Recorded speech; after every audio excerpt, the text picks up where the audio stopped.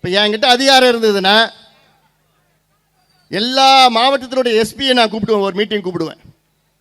SP கிட்ட சொல்லிட்டு, நாளைக்கு உங்கள் எல்லையில் யாராவது ஒரு கஞ்சா பொட்டலம் எல்லா போதை மாத்திரை யாராவது விற்றாங்கன்னா நீங்கள் சஸ்பெண்ட் பண்ணுவேன், உங்களை சஸ்பெண்ட் பண்ணிவிடுவேன்னு சொல்லிவிடுவேன் நான்.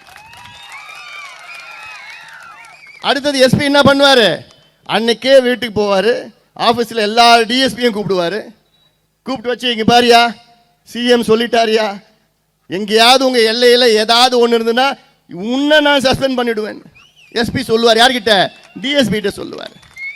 டிஎஸ்பி அடுத்தது கீழே போய் அவர் மீட்டிங் வச்சுக்கிட்டு அங்கே இருக்கிற இன்ஸ்பெக்டருக்கு கூப்பிட்டு வச்சுக்கிட்டு சொல்லுவார், யோ எஸ்பி சொல்லிட்டாரியா, சிஎம் சொல்லிட்டாரியா, வேணாம் ஐயா, எங்கேயாவது மாட்டினீங்க என் வேலை போயிடும், அதனால் பார்த்துக்கிங்க, விற்காமல் பார்த்துக்குங்க. இன்ஸ்பெக்டர் ஒரு மீட்டிங் போட்டு எஸ்ஐ கிட்ட சொல்லுவார். எஸ்ஐ சொல்லி கீழே இருக்கிற கான்ஸ்டபிள் வீட்டெல்லாம் போயிட்டு, இதுதான் சாதாரண வேலையா அதெல்லாம்? இதுக்கு தைரியம் வேணும், தில்லு வேணும், அதுக்கெல்லாம் இதெல்லாம் செய்யறதுக்கு. எங்க கிட்ட கொடுங்கயா, ஒரு 6 மாதம் கொடுத்து பாருங்களேன், தமிழ்நாட்டை தலைகீழாக மாற்றுவாங்களால. இதெல்லாம் சாதாரண விஷயம். ஏன்னா இப்போ என்ன நடக்குது தெரியுமா?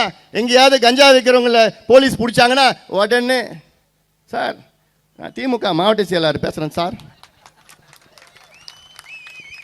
நான் திமுக நான் ஒன்றிய செயலாளர் பேசுகிறேன் சார், பகுதி செயலாளர் பேசுகிறேன் சார், அவன் நம்மால் சார், விட்டுடுங்க சார். அதான் நடக்குது. அவ்வளோதான். போலீஸ் என்ன பண்ணுவாங்க, பாவம் அவங்க வேலை போயிடும், சரிங்க சார், அவ்வளோதான். அதனால தான் இங்கே சரளமாக வித்துட்டு இருக்கிறானுங்க. தெருவா வீதி வீதியாக பள்ளிக்கூடம் கல்லூரி வாசலில் எல்லாம் காக்கேன், ஹெராயின், கஞ்சா, என்னென்ன பொருட்கள் அமெரிக்காவில் இருக்குதோ எல்லாத்தையும் வித்துட்டு இருக்கிறாங்க இங்கே. இதையெல்லாம் மாற்றி அமைக்க வேண்டும். இளைஞர்களுடைய வாழ்க்கையை மீட்டெடுக்க வேண்டும். அதற்கு ஒரே வழி, இந்த திமுக மீண்டும் ஆட்சிக்கு தமிழ்நாட்டில் வரவே கூடாது.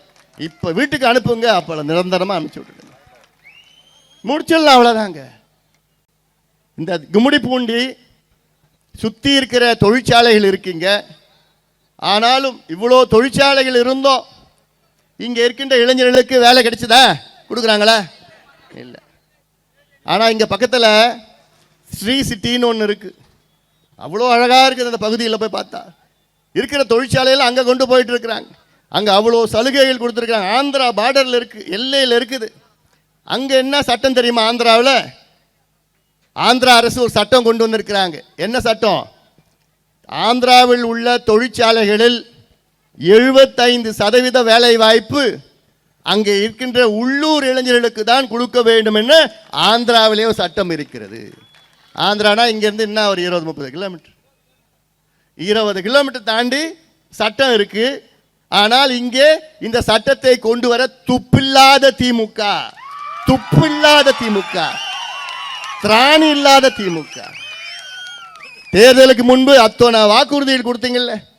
நாங்கள் ஆட்சிக்கு வந்தவுடன் தமிழ்நாட்டிலே இருக்கின்ற தொழிற்சாலைகளில், தனியார் தொழிற்சாலைகளில் 75 விழுக்காடு வேலை வாய்ப்பு உள்ளூர் இளைஞர்களுக்கு கொண்டு வருவோம் என்று சட்டத்தை கொண்டு வருவோம் என்று சொன்னீர்களே. 4.5 ஆண்டுகள், இன்னும் இருக்கிறது 4 மாசம்தான், அவ்வளோதான், முடிஞ்சு போச்சு. அதுக்கப்புறம் திமுக இப்படி இதையெல்லாம் சிந்தித்து பாருங்கள். அதைவிட மோசம் இந்த கும்மிடிப்பூண்டி பகுதி சிப்காட் இருக்கு.